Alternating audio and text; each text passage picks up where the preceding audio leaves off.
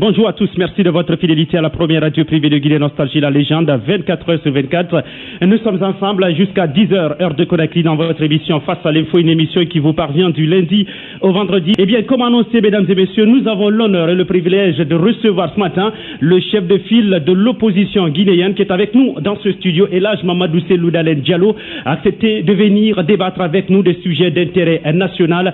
Si vous nous suivez un peu partout à travers le monde, merci de votre fidélité. Monsieur le Président, bonjour. Bonne arrivée. Bonjour. Eh bien, c'est un plaisir de vous entendre ce matin sur notre antenne. Avec vous dans ce studio, avec nous aussi, nous avons Mariam Si. Mariam, comment allez-vous ce matin? Bonjour à vous, Tierno. Bonjour, chef de file de l'opposition guinéenne. Eh bien, justement, avec vous, nous allons parler des différentes réactions à travers le monde suite à l'attentat sanglant du côté de Paris, en plein cœur, en tout cas, de Paris. Ça s'est passé hier aux environs de 11h en temps universel. Un groupe d'assaillants est venu attaquer Charlie Hebdo. C'est un journal satirique qui avait caricaturé, si vous voulez, le prophète Mohammed, paix et salut, soit sur lui. Eh bien, nous, c'est Cellou Dalein Diallo. Monsieur le Président, lorsque vous avez appris cette nouvelle, quelle a été votre réaction en tant que député, en tant qu'aussi chef de file de l'opposition guinéenne? Oui, en tant que citoyen de ce monde, en tant que démocrate, j'étais concerné, j'ai exprimé mon indignation et j'ai marqué ma solidarité avec la presse et le peuple français. Et je pense que ce n'est pas seulement la France qui est visée, c'est des valeurs que nous défendons ici et là, un peu partout dans le monde. Tous les démocrates, tous ceux qui sont attachés à la liberté d'expression, tous ceux qui sont attachés à la démocratie, tous ceux qui sont attachés à l'état de droit ont été concernés, indignés par cet acte ignoble, et je pense que nous devons tous nous mobiliser pour mettre un terme à ce genre d'actes qui vraiment fait honte à notre monde, à notre humanité aujourd'hui. Eh bien, en tout cas, demain, nous aurons la réaction de l'ambassade de France en Guinée. Déjà, il y a un communiqué de l'ambassade sur le site officiel de l'ambassade de France qui déplore ce qui s'est passé là-bas. Eh bien, dans la journée, nous tenterons d'enregistrer l'ambassadeur Bertrand Kochri que nous passerons demain dans l'émission Face à l'info. Mariam, il y a des réactions. Il y a David Cameron qui a été le premier à réagir, Barack Obama et tant d'autres personnalités à travers le monde. Sans oublier, sans exception, nous allons parler de la réaction de François Hollande qui appelle à l'unité du peuple français. Nous allons également parler de cette attaque, toujours de cette attaque où la communauté internationale qui se dit indignée. Et en Guinée, en plus de la réaction de l'URTELKI, nous allons parler lire peut-être la réaction du ministre des Guinéens des droits de l'homme et des libertés publiques. Il s'agit de Khalifa Gassama Diaby. Eh bien, aussi a versé dans le même dossier la réaction de la présidence à travers un communiqué qu'on a suivi sur les antennes des médias d'État où le président Alpha Condé lui-même regrette ce qui s'est passé du côté de la France. Eh bien, on va clore ce chapitre-là. On va s'intéresser maintenant à notre invité dans ce studio, Elhadji Mamadou Cellou Dalein Diallo. Hier, vous étiez en meeting à l'esplanade du stade du 28 septembre. Pour commencer d'abord, avant de parler du bilan, qu'est-ce qui a justifié ce meeting de l'opposition?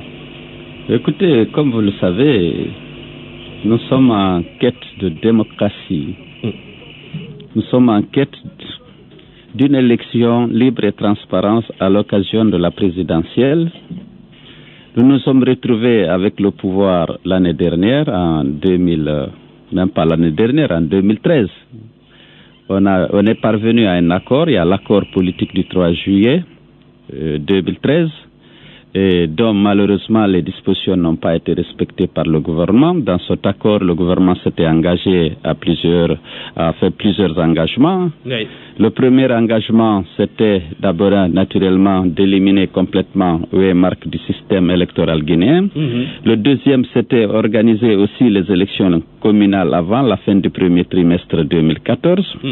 Et notre engagement portait sur l'identification des auteurs et commanditaires de crimes commis contre les militants de l'opposition lors de leur manifestation pacifique pour les élections législatives, afin de déférer ces criminels devant les tribunaux.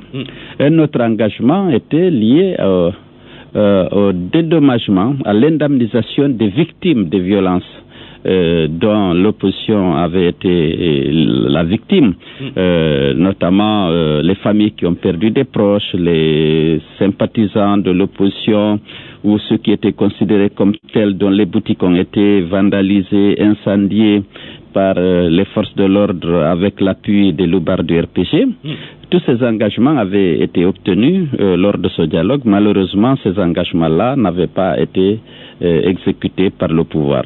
Et donc, nous avons demandé ensuite un dialogue au courant du premier semestre 2014. Nous ne l'avons pas obtenu tout de suite. Il a fallu qu'on suspende notre participation à l'Assemblée nationale pour qu'un dialogue s'ouvre enfin au mois de juillet 2014. Au cours de ce dialogue, nous avons présenté nos revendications. Très rapidement, on a trouvé un consensus. Les journées du dialogue étaient présidées par le ministre de la Justice. Il y avait 5 autres ministres qui étaient présents à ce dialogue. Il y avait tout l'état-major du RPG qui était également là. Nous nous sommes mis d'accord sur un certain nombre de choses. Et malheureusement, lorsque M. Alpha Condé a été informé du consensus qui avait été trouvé, il a dit qu'il n'est pas d'accord et qu'il n'était donc pas question de signer le relevé des conclusions issues de ce dialogue. Ça, c'était en juillet 2014. Oui. Et donc, jusqu'à présent, les structures qui devaient être mises en place, il y avait un comité de suivi, justement, qui devrait veiller sur la mise en œuvre effective de tous les accords qui avaient été trouvés. Et il y avait un comité de veille qui devait s'assurer que les actes posés par la CENI étaient conformes au code électoral et à notre droit. Malheureusement, le refus de M. Alpha Condé de valider ce relevé des conclusions n'a pas permis la signature et la mise en œuvre de ces conclusions. Et la CENI a continué de travailler sans la mise en place de ces structures, par exemple. Et les élections communales qui devraient se tenir avant la fin de l'année n'ont pas eu lieu, naturellement. Et aujourd'hui, on n'a pas de visibilité, on n'a pas de perspective. On a souhaité rouvrir le dialogue. Malheureusement, le gouvernement refuse systématiquement. Et entre-temps, la CENI est en train de faire de manière solitaire, sans associer l'opposition à son programme. Et la CENI est en train d'agir sans aucune transparence, sans que l'opposition ne soit associée justement à son travail. Et donc, c'est pour protester contre tout ça et pour attirer l'attention de la communauté internationale et du peuple de Guinée sur cette réalité que nous avons décidé de reprendre nos manifestations. Eh bien, oui, justement, vous l'avez repris ces manifestations. Vous avez attendu le 7, comme vous l'aviez annoncé en 2015, année charnière en République de Guinée. Dites-nous quelles sont les grandes leçons que vous tirez de cette manifestation d'hier, où on vous a entendu dire si le président ne respecte pas tout ce que vous venez de dire, vous allez demander son départ avant même les élections. En tant que démocrate, est-ce que vous appelez déjà à une insurrection populaire? Écoutez, je voudrais d'abord saisir l'opportunité que vous m'offrez pour féliciter, remercier tous les militants et sympathisants de l'opposition, tous les démocrates qui ont accepté de prendre part à ce meeting. Parce que, comme vous l'avez noté, il y a eu une mobilisation massive. Les gens ont répondu à l'appel de l'opposition. Malgré la répression de notre cortège a été l'objet lorsque nous venions vers le stade en provenance de Bambeto. Il y a eu sur la terrasse du stade du 28 septembre beaucoup de monde. Maintenant, qu'est-ce que nous faisons? J'ai bien dit, il faut que M. Alpha Condé accepte de respecter les lois de la République. Il faut qu'il accepte de respecter les engagements antérieurement pris. Faute de quoi, j'ai dit qu'on va demander son départ, parce qu'on ne peut pas l'accompagner dans une mascarade électorale lorsque les conditions d'un scrutin transparent et équitable ne sont pas réunies. Cela, je l'ai dit au nom de toute l'opposition guinéenne, nous ne pouvons pas accepter que soit organisée dans notre pays une mascarade électorale. Nous voulons aller à des élections. Nous préférons faire partir Alpha Condé par les élections pour qu'il parte légitimement grâce au choix des Guinéens. Grâce au suffrage universel, nous savons qu'à cet égard, nous n'avons aucune difficulté aujourd'hui, compte tenu de son impopularité, compte tenu de sa maladresse, de ses incohérences et de l'absence de tout résultat positif pendant les 4 années de sa gestion en tant que président de la République.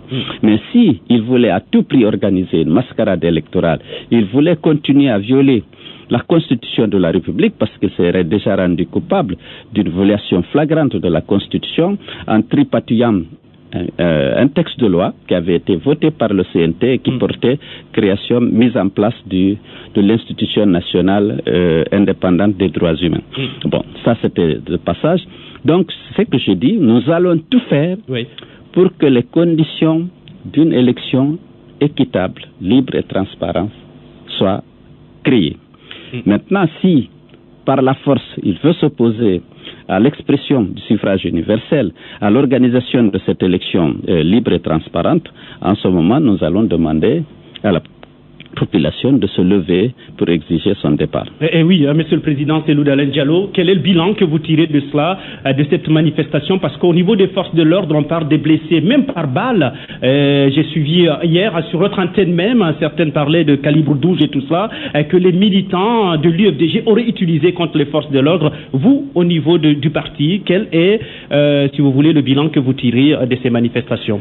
Bon, au niveau de l'opposition, nous avons enregistré 4 blessés par balle. Et un motocycliste qui avait été poussé dans le fossé, qui est aussi gravement blessé, qui est fracturé au niveau des côtes. Il y a eu beaucoup d'arrestations, je ne connais pas encore le nombre, mais j'étais très surpris d'apprendre qu'il y a eu des blessés par balle du côté de la gendarmerie. Parce que les manifestants que j'ai vus, je n'ai pas aperçu une seule fois une arme, même une arme blanche avec ces militants-là qui venaient, au sein desquels moi-même j'ai évolué pratiquement de Bambeto jusqu'au stade. Et je n'ai pas aperçu un militant de l'opposition avec une arme, même une arme blanche. Eh bien, maintenant, on apprend aussi que votre siège ici même à Kaloum a été vandalisé. Quelle réaction avez-vous par rapport à ça?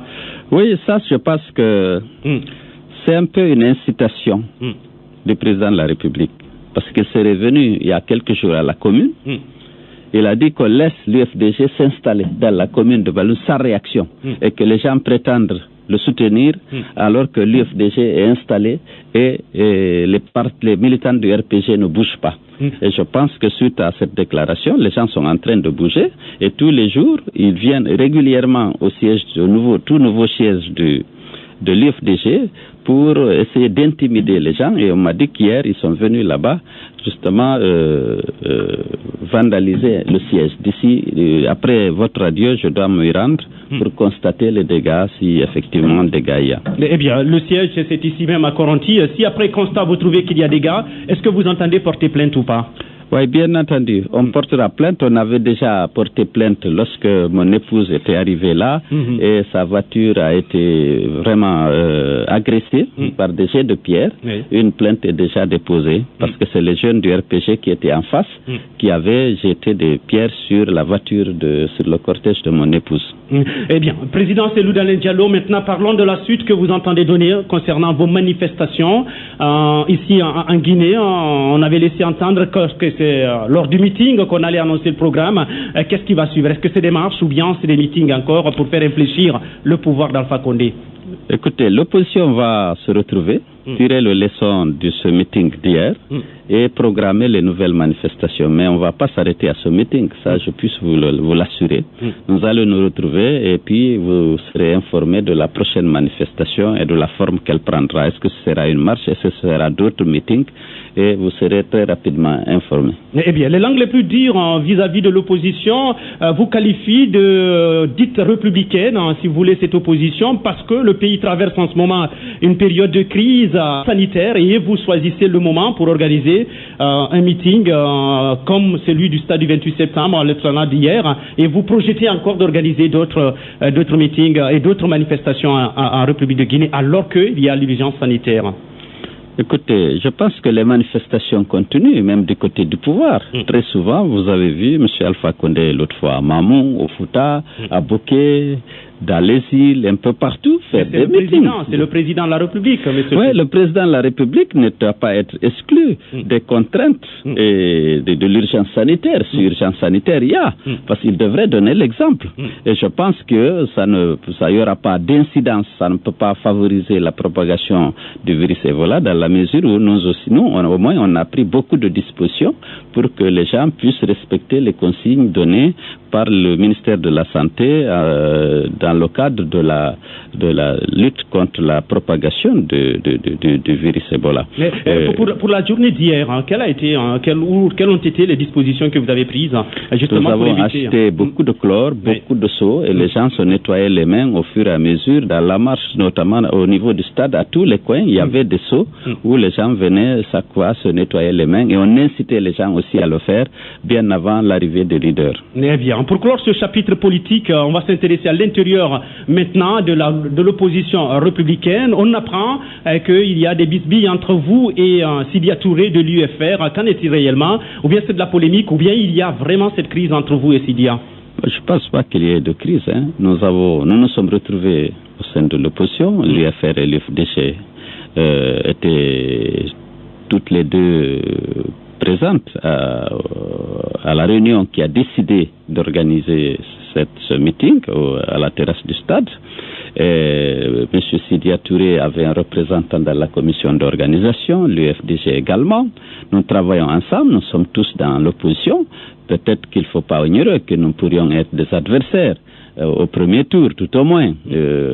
Donc, il y a parfois des conflits d'intérêts, mais il n'y a pas de crise, comme vous le dites, entre l'UFR et l'UFDG. Eh bien, quand on vous entend, Monsieur le Président, vous balayez du revers de la main maintenant la candidature unique au sein de l'opposition. Quand vous dites que vous allez être adversaire avec Sidya Touré, il se pourrait. Donc, c'est dire que vous n'êtes pas favorable à la candidature unique. Écoutez, si on doit pouvoir choisir le candidat unique sur une base objective, peut-être qu'on peut ne pas l'exclure. Ben, nous ne sommes pas habitués à ce genre d'alliance dès le premier tour. Dans les scrutins à 2 tours, partout en Afrique et ailleurs, ce qu'on a observé, c'est que tous les partis qui peuvent vont aux élections au premier tour. L'opposition qui souhaite l'alternance se met habituellement d'accord que celui qui sera le mieux placé au deuxième tour, tous les autres le soutiennent activement pour qu'il passe au deuxième tour contre le président sortant. Nous avons vu que ça a réussi au Sénégal, ça a réussi en Côte d'Ivoire, ça a réussi au Niger, ça a réussi un peu partout. Je ne vois pas la faisabilité d'une candidature unique dès le premier tour n'est pas évidente. Parce que vous trouverez difficilement un critère qui réconcilie tous les leaders. Bon, on va dire, si nous prenons le poids électoral, parce que nous sommes en démocratie, ça devrait être peut-être le meilleur critère, en tout cas le meilleur critère objectif. Il y a des gens qui peuvent toujours dire que vous basez sur des résultats du passé. Or, le monde change, le monde est dynamique, le monde politique en particulier. Ce rapport de force-là n'est plus valable. Donc, on va au premier tour et le peuple choisit celui qui va au deuxième tour. Et les autres leaders de l'opposition décident de soutenir celui qui est passé au deuxième tour. Sinon, c'est très difficile, sans compter que moi, personnellement, je ne crois pas tellement à l'efficacité de la candidature unique. Je pense qu'on a besoin du rassemblement de tous les Guinéens pour faire partir Alpha Condé. Nous avons besoin d'un pacte solide, mais sur un programme, sur une plateforme, non seulement pour les élections, mais aussi pour l'exercice du pouvoir. Parce que nous ne voulons pas aller au pouvoir pour aller au pouvoir. Il faut qu'on ait un programme. Je pense que l'opposition est capable d'élaborer un programme de gouvernement autour duquel on peut se mettre d'accord. Et il y aura le partage du pouvoir entre les différentes formations politiques qui décident d'aller ensemble au deuxième tour. Et en ce moment, on se bat tous pour obtenir l'alternance, parce que nous avons besoin de cette alternance en Guinée. Aujourd'hui, que ce soit M. Sidya Touré, que ce soit M. Cellou Dalein ou les autres, tous les Guinéens, la majorité des Guinéens, l'écrasante majorité des Guinéens veulent le changement. Parce que nous souffrons Nous sommes en proie à une crise économique sans précédent. Bien. Les gens n'arrivent pas à manger à leur faim. On n'a pas d'électricité, on n'a pas d'eau, on n'a pas de sécurité. Monsieur le Président, on n'a pas de démocratie. Monsieur le Président, en parlant de la situation économique, on va y arriver. Et tout à l'heure, je tiens à préciser que nous recevons ce matin Cellou Dalein Diallo, chef de file de l'opposition guinéenne. Eh bien, ce nouveau statut, finalement, on vous l'a reconnu à travers la visite de François Hollande ici. Il y a un projet de loi derrière. On vous cite dans le rang protocolaire. Comment vous vivez ce nouveau statut qu'on vous attribue maintenant? Bon, d'abord, il est important de rappeler que le chef de file de l'opposition, dans les pays où ça existe, c'est-à-dire cette reconnaissance officielle existe, il n'est pas désigné ni par le président de la République, ni par les autres membres de l'opposition. C'est les électeurs qui décident. C'est celui qui a le plus grand nombre de sièges au Parlement qui est chef de file de l'opposition. C'est lui, le parti de l'opposition, qui a le plus grand nombre de sièges. Maintenant, dans la plupart des pays, ce statut est reconnu et il a sa place dans le protocole de la République. C'est le cas du Bénin, c'est le cas du Niger, c'est le cas du Burkina, et dans l'Occident, c'est le cas du Canada et de l'Angleterre. Ce n'est pas le cas en France. Donc, M. Alpha Condé, ce n'est pas à l'occasion de la visite de François Mitterrand, je pense qu'il a... François Hollande. C'est là qu'il a annoncé son intention d'introduire une loi pour justement reconnaître l'existence d'un chef de file de l'opposition. Bon, mon ambition, comme je l'ai toujours dit, ce n'est pas d'être chef de file de l'opposition, c'est d'être président de la République. C'est malgré moi que j'accepte ce titre-là en attendant, mais comme on est à dans moins d'un an, on aura les élections présidentielles. Je suis persuadé que je serai président de la République. Pour l'instant, j'accepte ça, je l'accepte. Je l'accepte. Je prendrai ma place dans le protocole de la République. Lorsqu'il y a des événements, je serai présent, je suis républicain.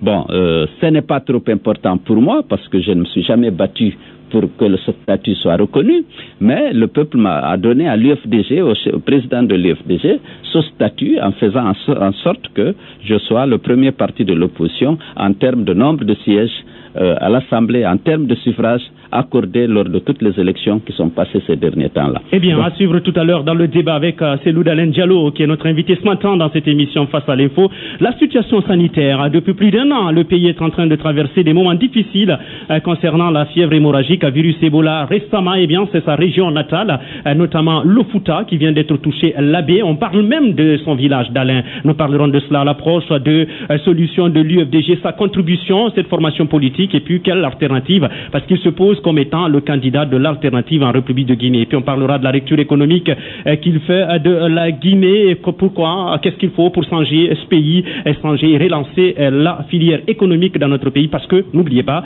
qu'il est économiste. On parlera des développements des infrastructures, eau, énergie, et notamment avec le projet Kaleta qui veut voir jour. Eh bien, beaucoup pensent que c'est à travers ce projet qu'Alpha Condé va battre tous les autres candidats de l'opposition. De cela, nous allons largement en parler dans cette émission avec le chef de file de l'opposition, Cellou Dalein Diallo.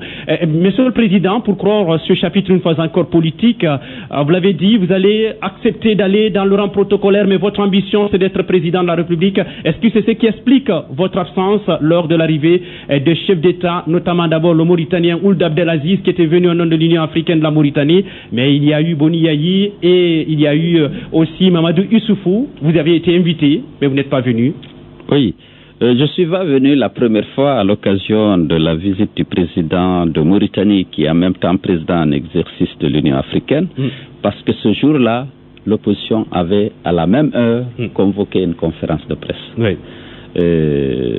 Donc comme j'avais, en tant que membre de l'opposition, on pouvait considérer que j'ai invité les journalistes et que mon absence allait être vraiment remarquée au niveau de cette conférence de presse.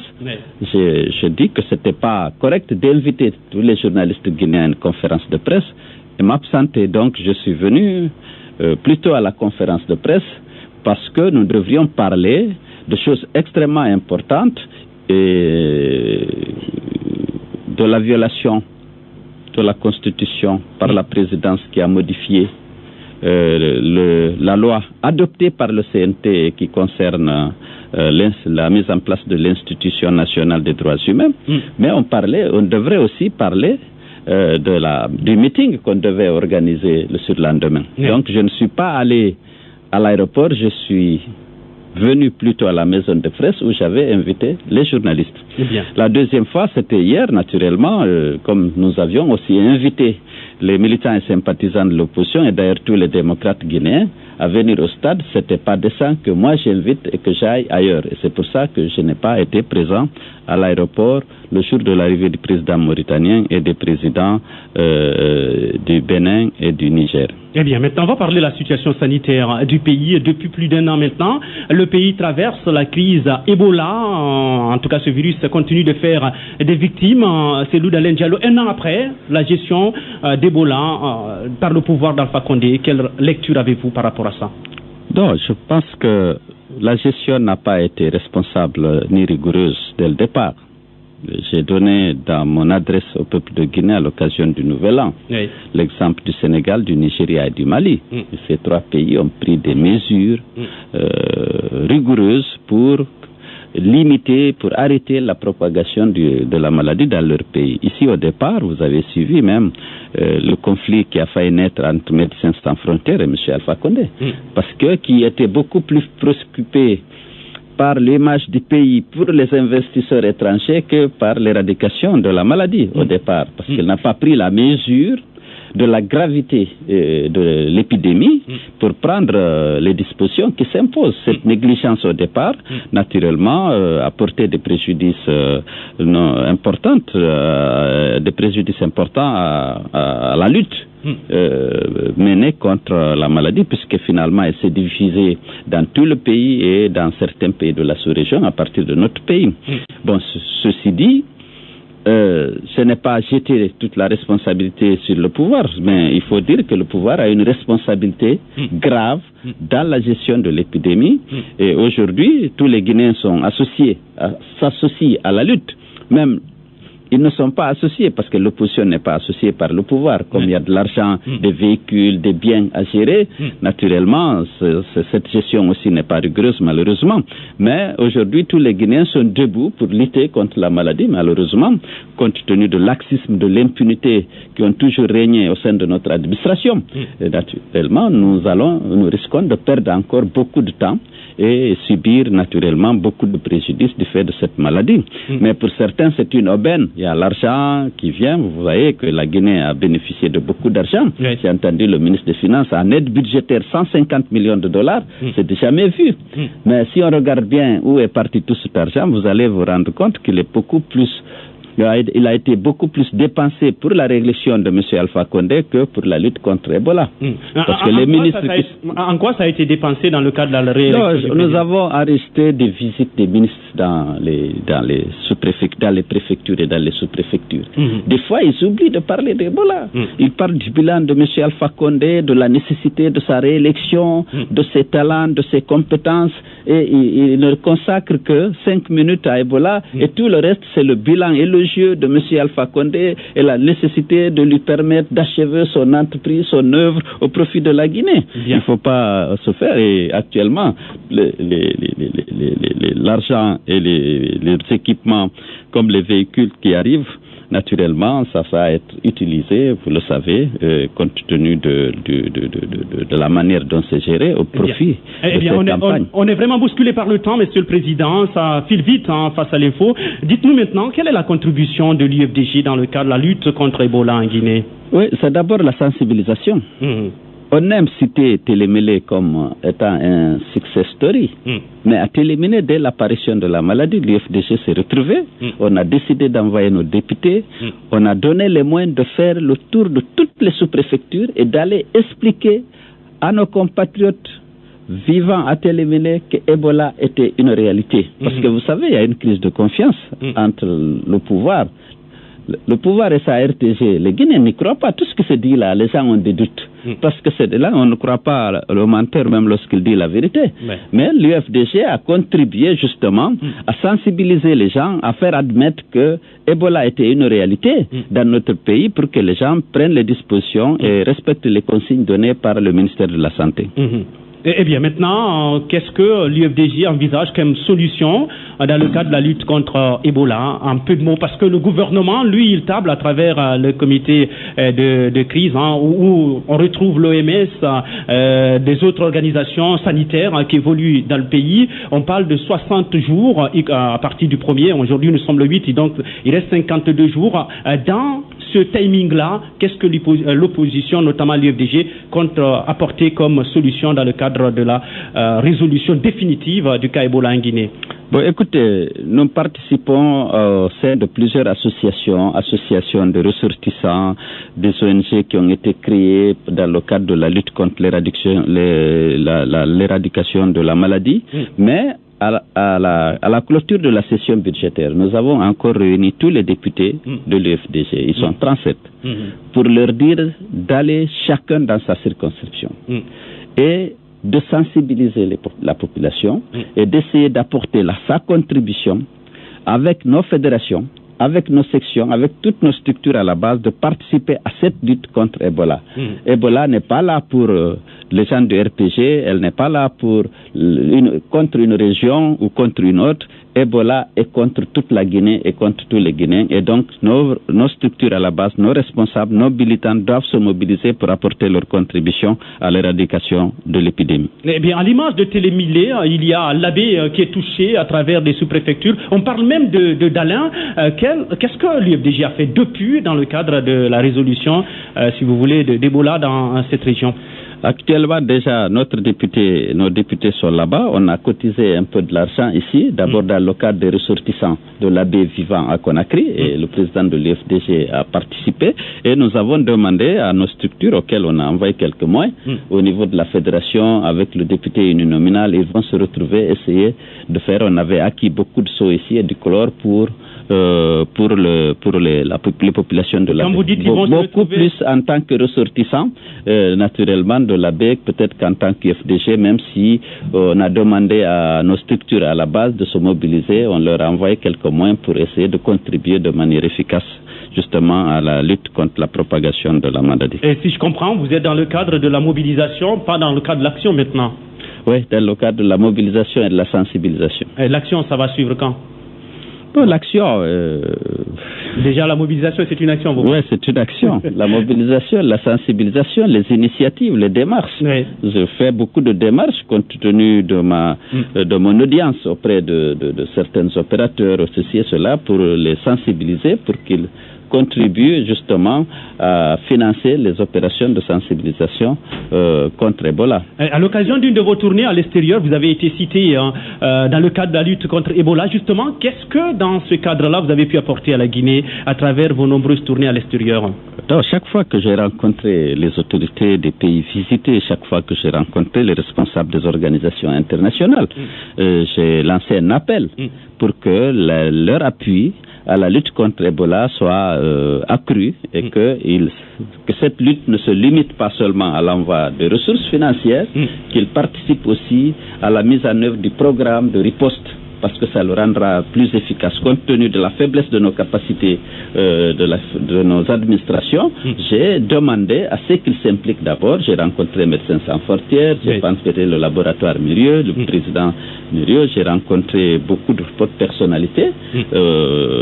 J'ai attiré leur attention sur la nécessité de s'impliquer sur le terrain dans la mise en œuvre des programmes de riposte et que les gens ne se limitent pas seulement à l'envoi de ressources financières qui risqueraient d'être utilisées à d'autres fins. Et dans le cadre de la lutte contre Ebola, on se rappelle sur Guinée News cette proposition de l'un de vos vice-présidents, je parlais de Baouri, qui voulait qu'on essaye d'imaginer comme ce qu'on a fait du côté du Brésil, nourriture contre études et tout ça, et qu'on puisse faire ça du côté de la Guinée, nourriture contre déclaration. Est-ce que vous pensez que c'est une solution mûrie et que ça peut aider dans le cadre de la lutte contre Ebola? Oui, peut-être que ça pourrait. Oui. Eh bien. Maintenant, Mariam, je ne sais pas si vous avez une question là-dessus avant de parler de l'économie maintenant, parce qu'on a une économiste en face de nous. Bien sûr. En fait, c'était par rapport à la réticence. Nous avons vu que dans plusieurs régions de la Guinée, y compris même à Conakry, il y avait une réticence de la part de certaines personnes.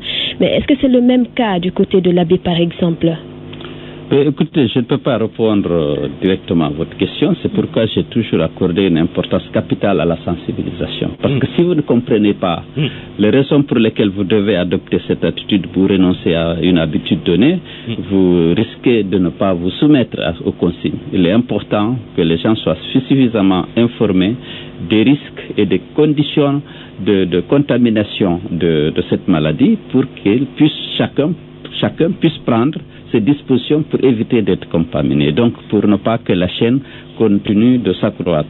Donc je pense qu'il pourrait y avoir des résistances si les gens ne sont pas informés. Mais dès lors que les gens sont bien informés, qu'ils courent un risque énorme en contractant la maladie et que pour l'éviter, ils doivent se soumettre à des consignes bien précises, donc je pense qu'il n'y aura pas de résistance parce que chacun veut préserver sa vie.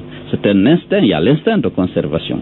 Et lorsque vous êtes conscient que pour éviter la maladie, qu'il faut adopter telle attitude, ou renoncer à telle habitude, je pense que vous agirez dans cette direction pour préserver votre vie et celle de votre famille. Eh bien, le gouvernement et l'OMS et les autres tablent sur 52 jours pour mettre fin à Ebola. Est-ce que vous y croyez, Président Cellou Dalein? Je le souhaite vivement. Je souhaite vivement que dans les 52 jours, à cette échéance, que la maladie soit complètement éradiquée. Je le souhaite vivement. Je ne peux pas me prononcer sur ce délai dans la mesure où je ne sais pas quel est le plan d'action qui est derrière, quels sont les moyens qui sont derrière. Et je n'ai pas beaucoup confiance à la capacité de notre administration de faire preuve de rigueur, de responsabilité, de discipline pour atteindre un objectif dans les délais qu'on s'est fixés. On a toujours pris du retard par rapport aux échéances qu'on s'est fixées.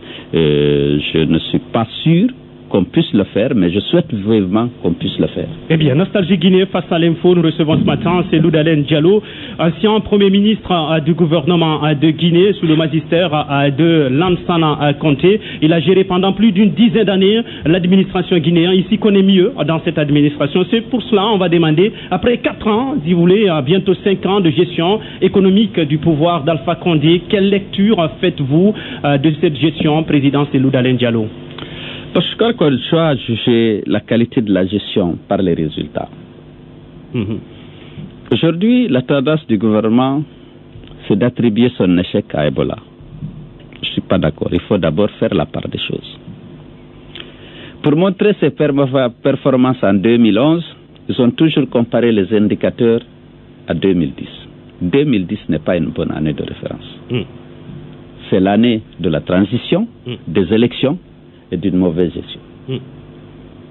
Ils auraient pu comparer leur performance à 2008, que ce soit en termes d'inflation, en termes de croissance, en termes de réserve de change, au lieu de dire 2011-2010. 2010, c'est une mauvaise année qui ne peut pas être prise comme année de référence dans la comparaison. Si vous prenez le déficit budgétaire, ils vont dire que le déficit était à 14%. Mais en 2008, il était à 4%. 2008, c'est la mort du général Lansana Conté. Oui, c'est la mort du général Lansana Conté, mais avec un gouvernement, avec le premier ministre Souaré, qui cherchait, Kouyaté avant, Souaré ensuite, qui cherchait à atteindre le point d'achèvement. Il y avait une gestion. La croissance était à 2008, je crois que la croissance était à 3%. Les réserves de change étaient à 3 mois d'importation. Donc, faut pas, on prend 2010 où on a passé beaucoup de contrats laxistes, où il y a eu beaucoup d'utilisation de la planche à billets, et beaucoup plus que 2009, parce que la situation a commencé à se dégrader avec la transition en 2009, mais ensuite 2010. Mais 2010, c'est une année de pic. Lorsqu'on revient un peu à la normale, on dit on a fait la performance, on est passé de 21% d'inflation à 14%, que c'est un progrès immense. Mais on oublie, il faut dire que 2009, c'était le capitaine Dadis qui gérait la transition. Oui. Après, il y a eu Sekouba Konaté qui est arrivé en 2010. Oui, ben, c'était la transition et puis l'année des élections. Et puis les gens qui étaient là savaient qu'ils partaient. Hein. Ils étaient parfois pressés à se remplir les poches.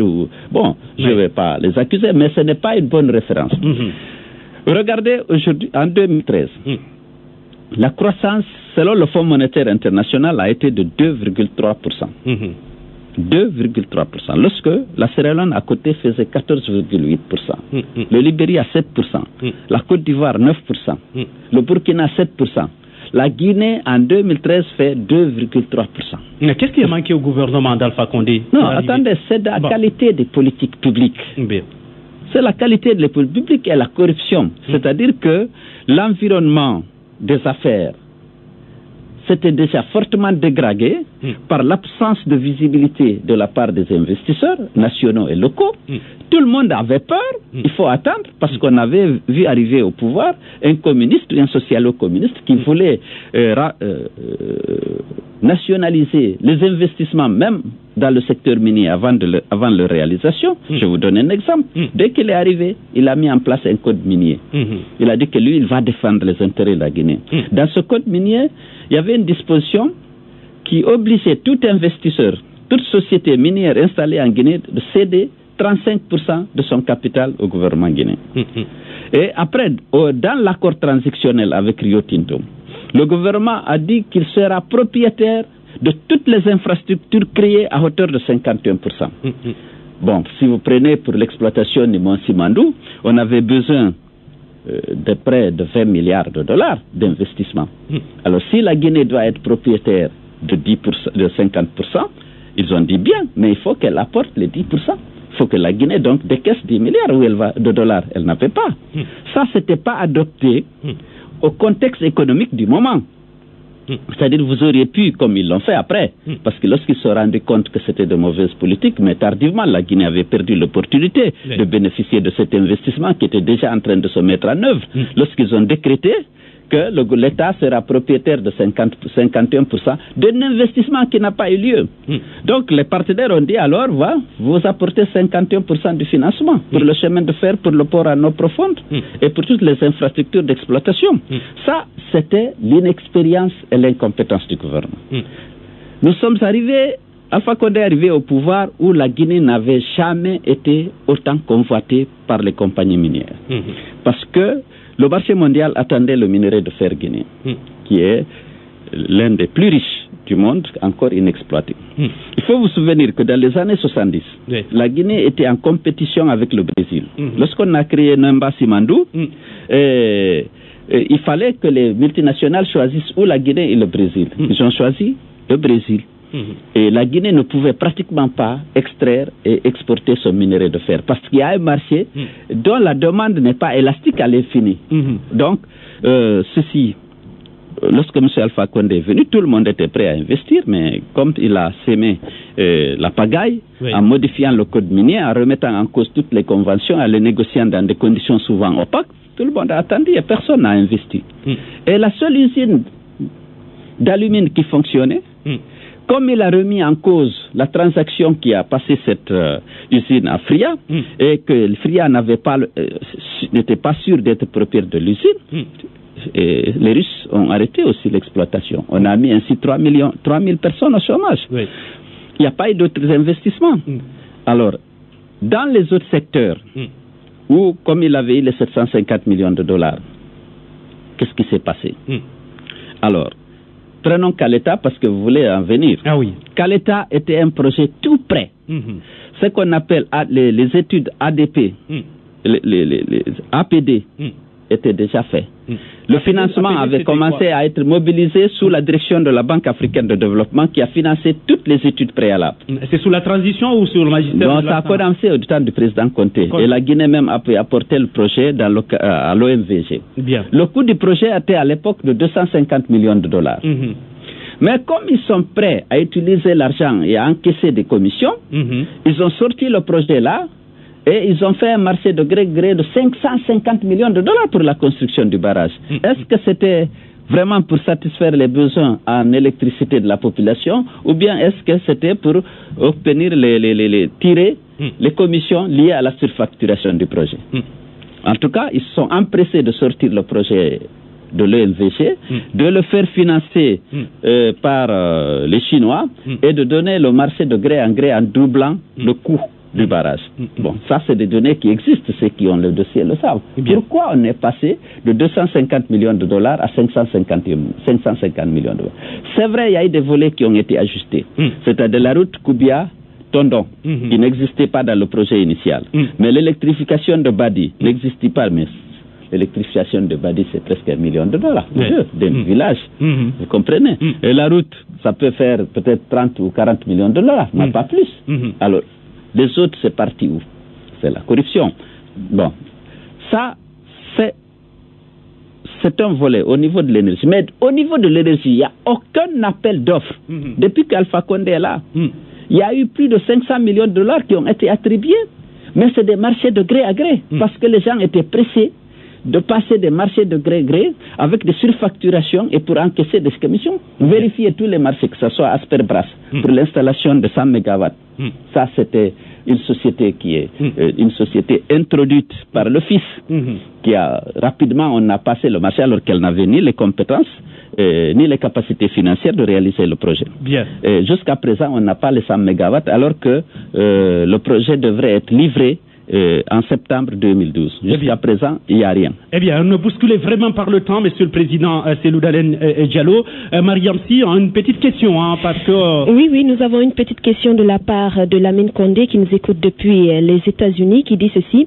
Je voudrais joindre ma voix à celle endeuillée du président Cellou, mes condoléances au peuple français et au monde de la presse suite à la barbarie sur Charlie Hebdo. Je voudrais ensuite lui renouveler mon engagement à lutter démocratiquement à ses côtés, aux côtés de l'UFDG, pour l'instauration d'une démocratie réelle dans notre pays.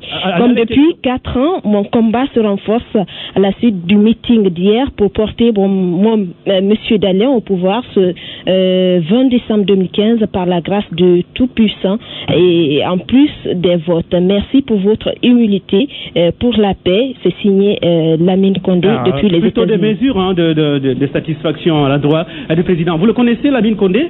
Non. En tout cas, lui, vous connaissez bien, parce que là, plus souvent, il intervient dans nos émissions. Président Cellou Dalein Diallo, il nous reste 4 minutes à passer ensemble. 4 minutes où vous aurez l'opportunité de pouvoir nous dire, en tant qu'homme d'alternance en République de Guinée, qu'est-ce qu'il faut pour relancer l'économie et tous les autres secteurs en 2015, si vous êtes porté au pouvoir en République de Guinée. Qu'est-ce qu'il faut réellement?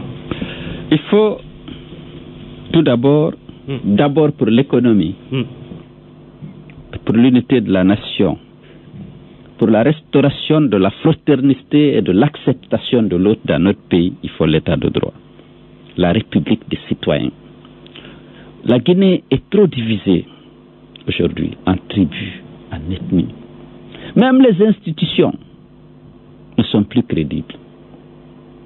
Il faut qu'on réconcilie les Guinéens avec les valeurs de paix, d'unité de la nation. Il faut qu'il y ait un pacte guinéen. Aujourd'hui, avec Alpha Condé, la Guinée a reculé en termes d'unité de la nation. C'est lui qui disait que tout Malinké qui vote pour Lansana Conté est un bâtard, qui a introduit le tribalisme dans le débat politique.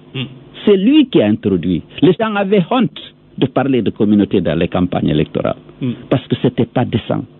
Même si en privé, les gens pouvaient parler des préjugés ethniques, aujourd'hui, c'est dans le discours des partis qu'on développe l'ethnocentrisme, qu'on commence à défendre son programme en utilisant les tribus, les communautés. Tous les jours, vous entendez à la radio. Oui, la communauté Baga soutient le président Conté, la communauté Nalou soutient le président Condé, ainsi de suite. Il faut qu'on sorte de ça. Il faut que les gens défendent leur programme et travaillent au rassemblement des Guinéens. Mais il faut qu'on fasse partir Alpha Condé.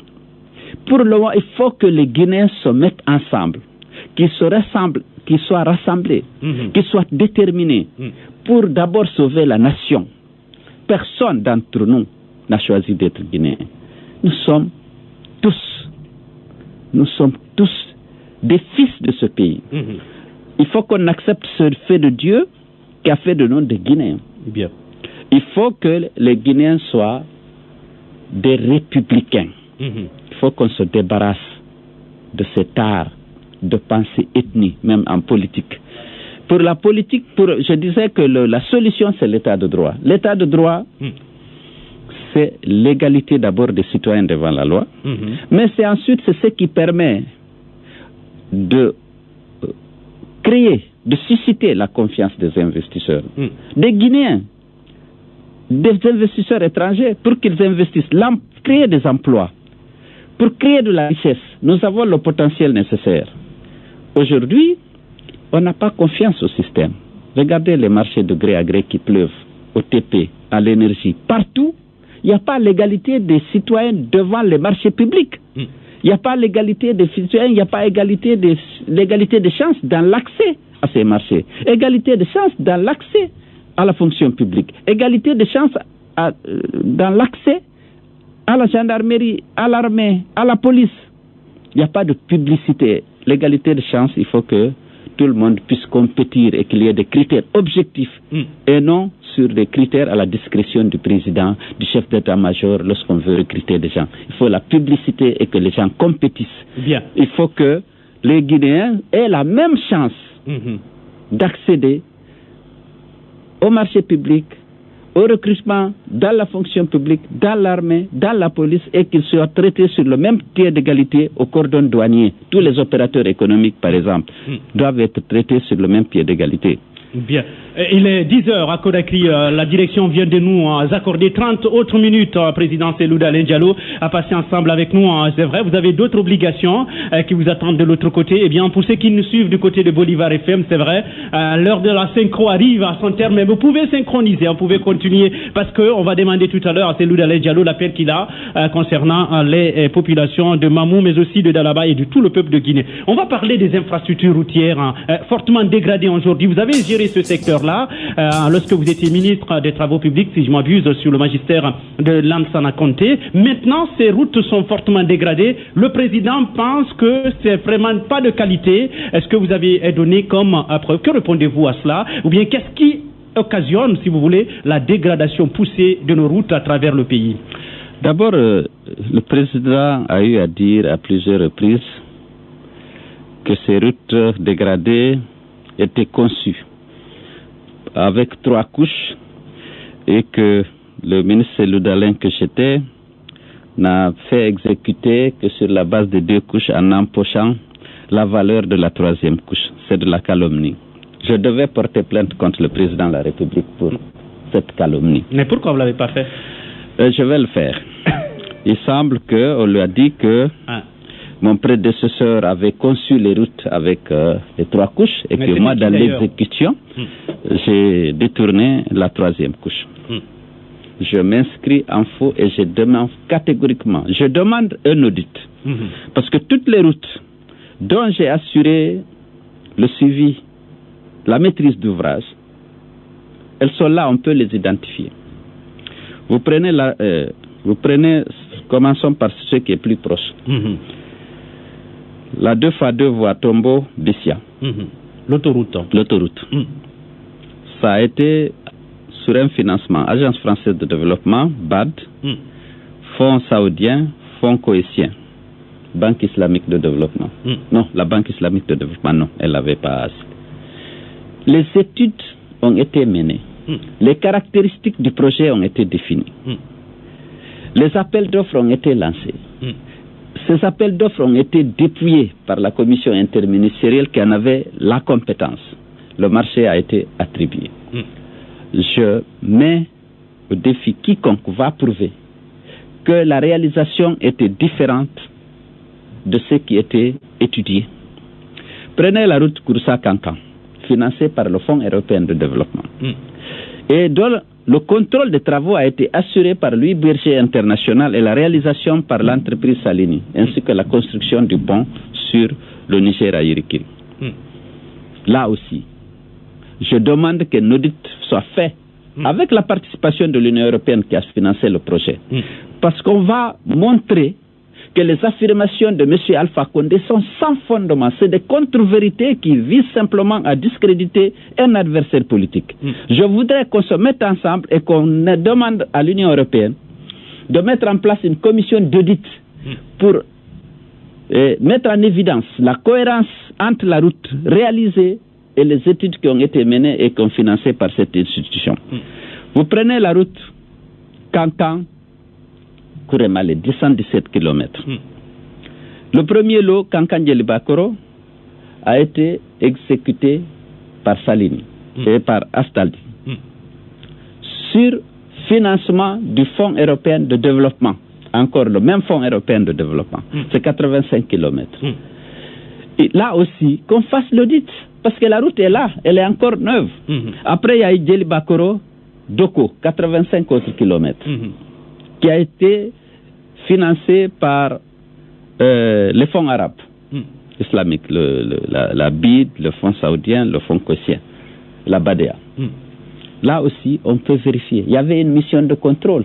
Les 2 ponts sur le Niger, à Djelibakoro, un pont de 500 mètres, a été réalisé par les Chinois sous la supervision d'une entreprise allemande, l'Akner. On peut vérifier tout ça.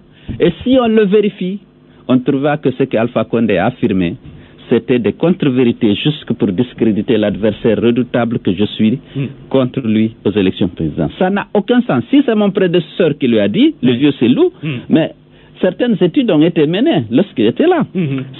C'est lui qui a réalisé si c'est là Kouroussa. Et c'est lorsqu'il était là que si c'est là Kouroussa a été réalisé. Bien. Dans ces conditions, on peut vérifier. Si on prend le pont sur la Fatala, ou la route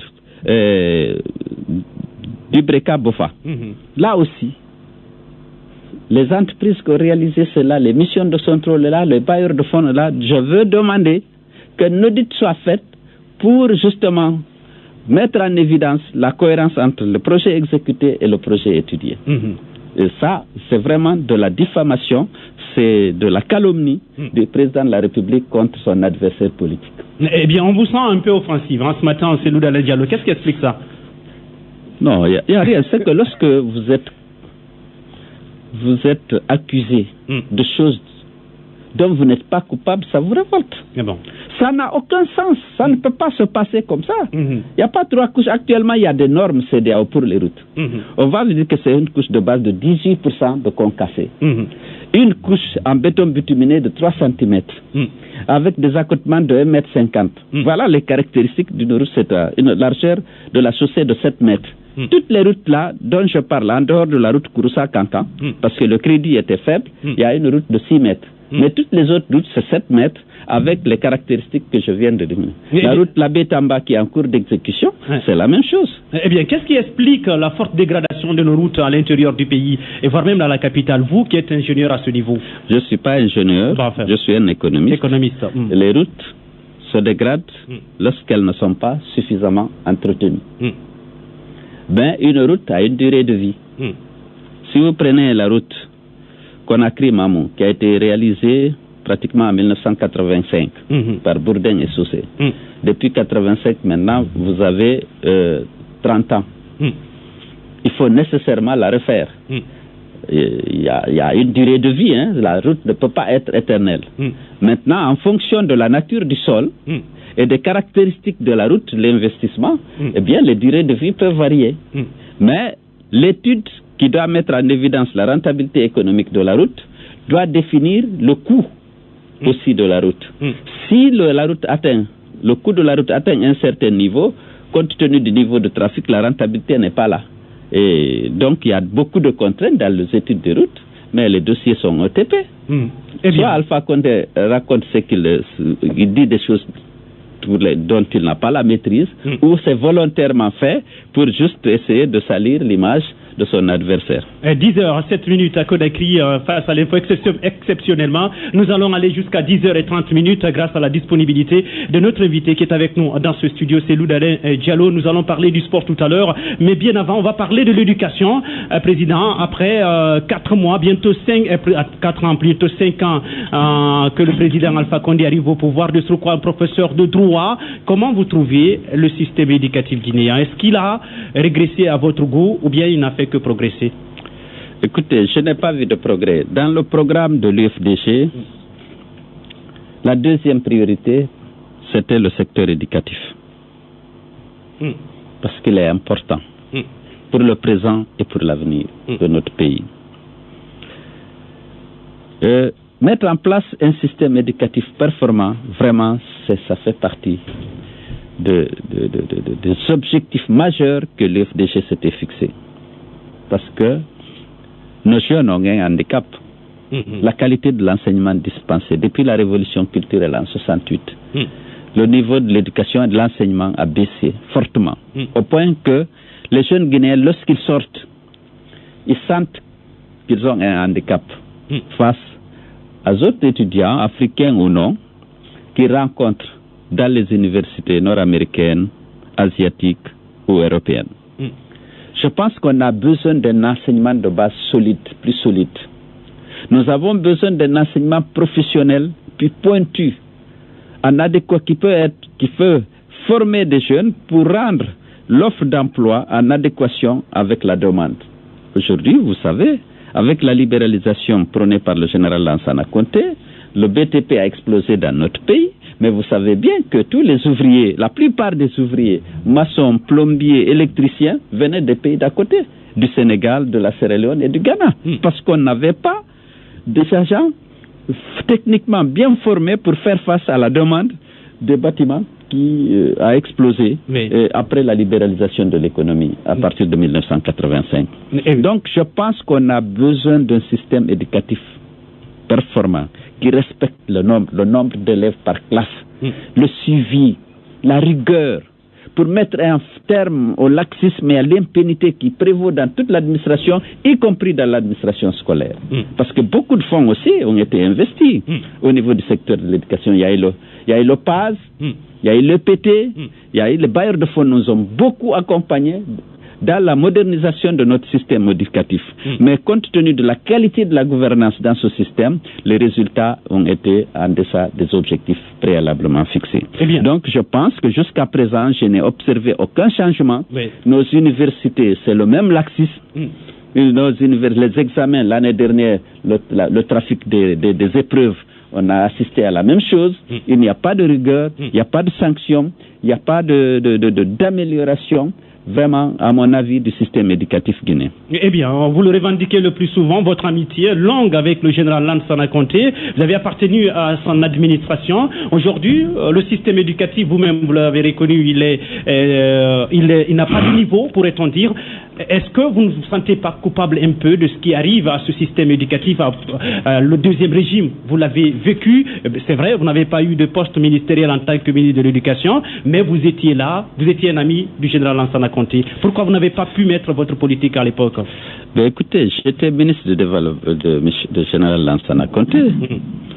J'étais chargé de secteurs spécifiques. J'ai été chargé des transports et des travaux publics, à un moment donné des télécommunications et pour une courte durée de la pêche.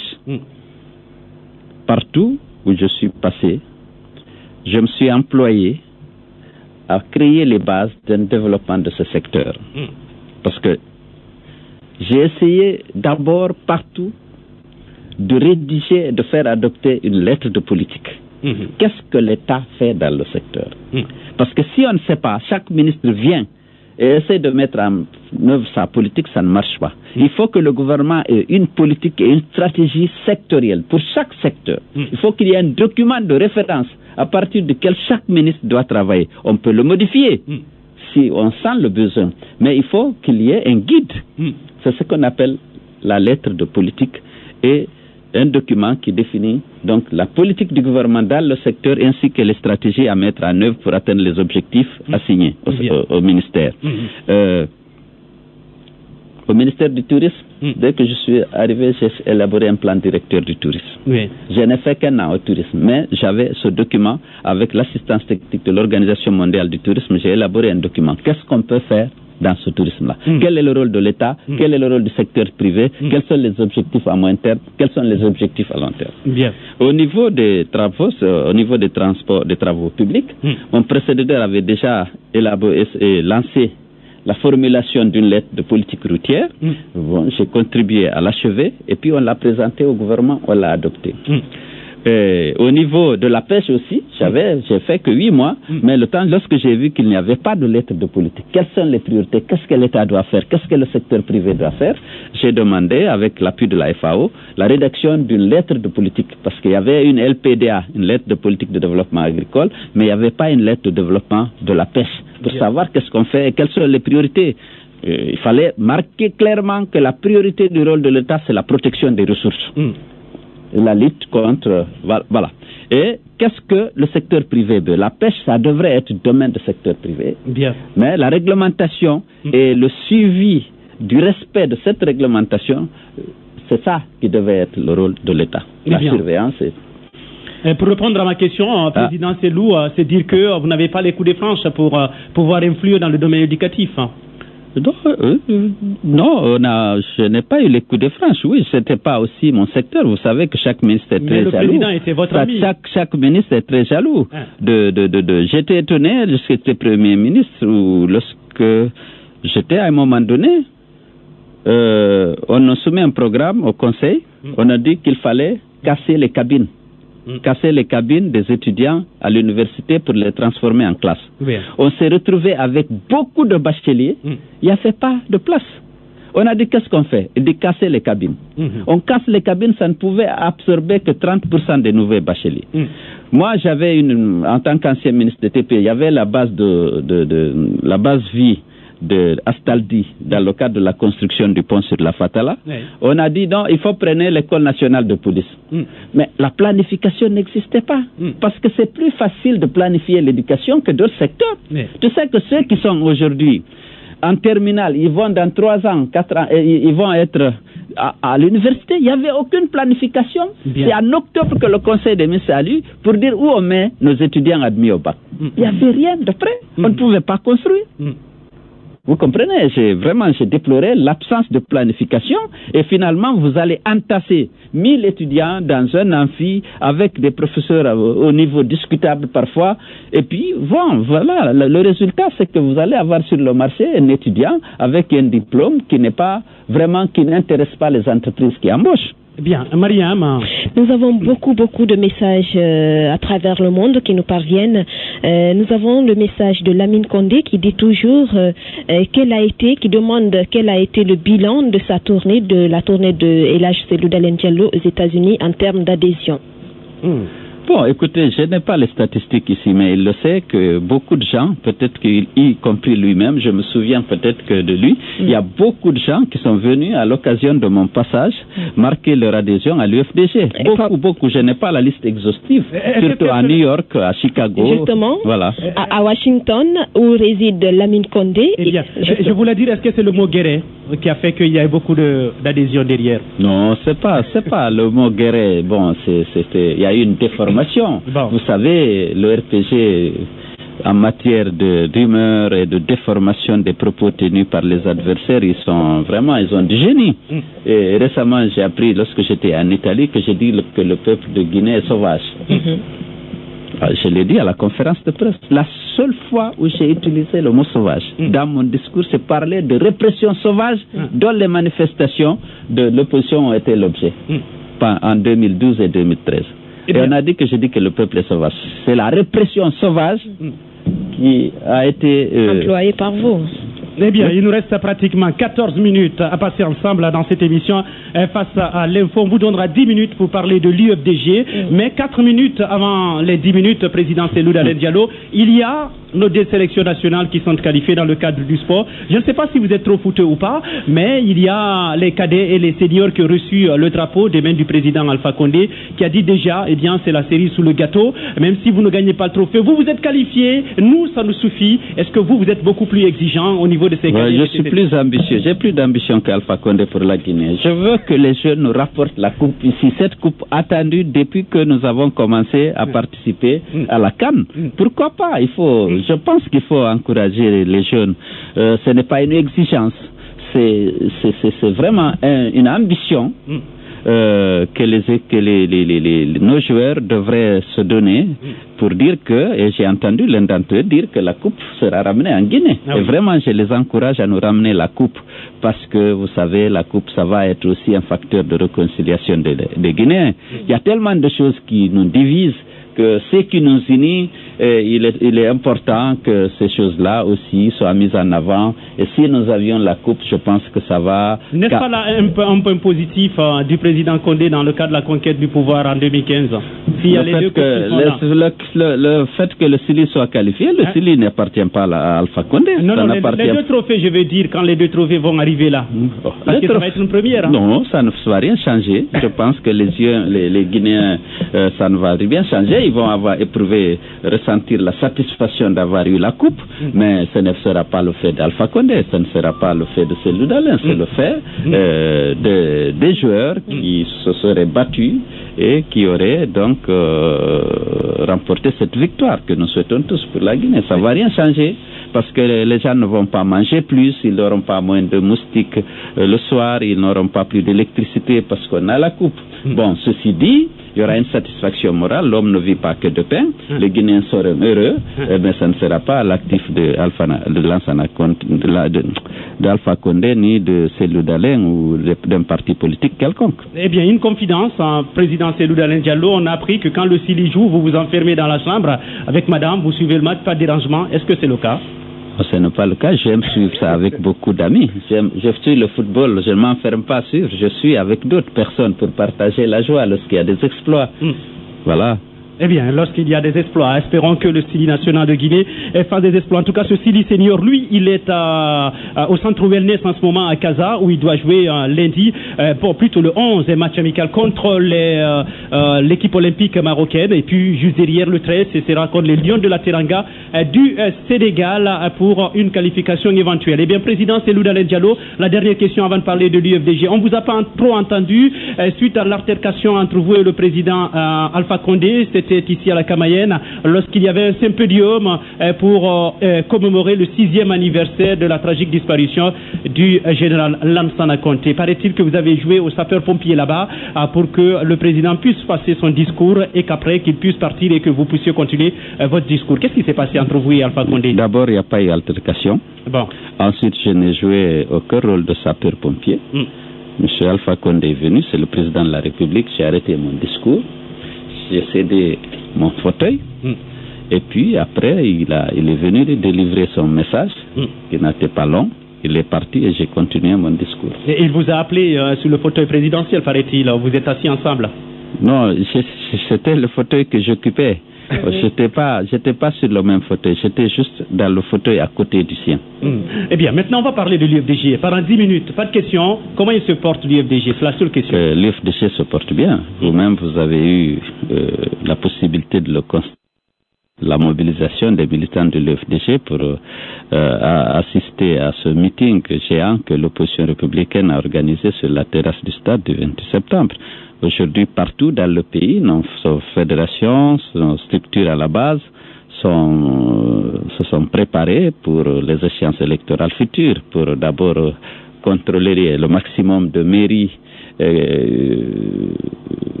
urbaines et rurales, mais aussi pour la présidentielle. Les gens s'organisent.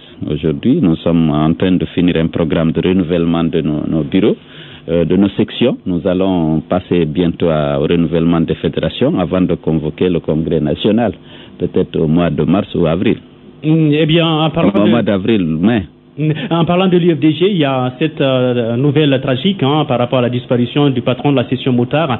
Dans la foulée, il y avait une enquête que vous avez diligentée. Est-ce qu'on peut connaître la conclusion de ces enquêtes et bien la suite que vous entendez donner après la disparition de El Hadj Amadou Diallo? Non, nous n'avons pas des outils de mener des enquêtes. C'est du rôle de l'État. S'il y avait un État responsable, l'État avait pris l'engagement de diligenter une enquête au terme de laquelle les auteurs de ce crime crapuleux devraient être identifiés et déférés devant les tribunaux. Mais vous savez, chaque fois qu'il y a eu des morts dans les rangs de l'opposition, pour M. Alpha Condé, les gens de l'UFDG, ce pas des citoyens guinéens qui doivent jouir de tous leurs droits. On avait déjà 57 jeunes avant Amadouri qui ont été assassinés par les forces de l'ordre. Oui. Il n'y a eu aucune réaction, aucune émotion de la part de M. Alpha Condé et de son gouvernement, aucune enquête. Et ce qu'il a fait, c'est de garantir l'impunité aux criminels et de pérenniser donc cette impunité malgré les engagements pris lors du dialogue de 2013, malgré l'insistance de l'opposition et même des organisations des droits de l'homme. Aucune enquête n'a été menée, et si bien que tous les criminels, pour beaucoup d'entre eux, ils ont bénéficié même de promotion parce qu'ils ont tué des citoyens, n'ont pas tué des citoyens guinéens, ils ont tué des demi-citoyens, des militants de l'UFDG. Pour Alpha Condé, ce n'est pas des citoyens, c'est des gens qu'on doit tuer comme ça. Sinon, on ne peut pas admettre qu'il y ait autant de morts avec les cortèges funèbres que le monde entier a suivis.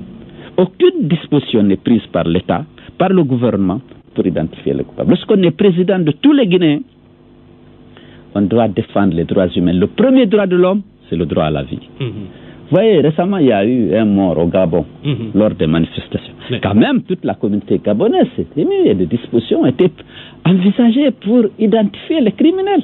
Ici, depuis qu'Alpha Condé est là, l'UFDG a perdu 57 de ses militants, tués à bout portant, certains devant leur domicile familial. Et jamais, aucune enquête n'a été diligentée. On n'a même pas pris à titre conservatoire des sanctions administratives contre ceux qui étaient responsables du maintien d'ordre dans le secteur où il y a eu ces décès-là, il y a eu ces assassinats-là. C'est la haine. C'est la haine à cause de l'appartenance politique et ethnique que Alpha Condé voue aux militants de l'UFDG. C'est pourquoi jusqu'à présent aucune enquête n'a eu lieu. À l'international, il y a le cas de Blaise Compaoré que vous avez connu en tant que médiateur ici, qui a été saché par la rue. Quelle est la symbolisme que cela vous inspire, président Selou? D'abord, je dois dire que si M. Blaise Compaoré est parti, c'est parce qu'il n'a pas voulu faire un carnage. Parce que le régiment de sécurité présidentielle au Burkina était énormément outillé, avait tous les moyens, peut-être de réprimer dans le sang. Mais il n'a pas fait comme Alpha Condé, il le fait ici chaque fois qu'on manifeste. Bon, ceci dit, on doit dire qu'aujourd'hui, on espère, on souhaite vivement que les Burkinabés puissent, ils en sont capables, de mettre en place maintenant une véritable démocratie, engager le pays sur la voie du développement. C'est un pays pauvre, qui a fait beaucoup d'efforts ces dernières années. Je vous disais tout à l'heure, ils ont fait 7% de croissance en 2013, le Burkina, qui avait une réputation d'une gestion plus rigoureuse, en tout cas au plan de l'aide internationale. L'aide internationale était relativement bien gérée, là, même si au plan des droits humains et de la justice, il y avait des choses peut-être à dire, mais il y avait quand même une gestion économique relativement saine compte tenu du faible niveau de l'absence de ressources stratégiques. L'économie était pauvre, c'est un pays sahélien vraiment qui n'a pas beaucoup de ressources. J'espère que la démocratie va pouvoir se consolider et les droits humains vont être mieux respectés et le développement va continuer à s'améliorer. Eh bien, la dernière question va rester au Burkina. Il y a le capitaine Dadis qui est là-bas depuis exil forcé, dit-on, ici à Conakry. Est-ce que vous avez de ces nouvelles, le capitaine Dadis? Oui, chaque fois que je suis allé à Ouaga, je me suis vu avec le capitaine Dadis. On s'est salué chaque fois que je suis allé. J'allais souvent à Ouaga en plus. Oui, on a un contact. Il y a un deal entre vous? Non, il n'y a pas de deal. Il y a un contact. Merci à vous, président Selou Dalein Diallo, d'avoir répondu à nos questions ce matin. Merci pour votre disponibilité. Merci beaucoup de m'avoir donné l'occasion de m'exprimer sur vos antennes. Je tiens à vous féliciter pour tout l'effort que vous faites pour informer notre population, pour informer nos compatriotes, surtout vivant à l'extérieur, parce que vous êtes accessible pour eux.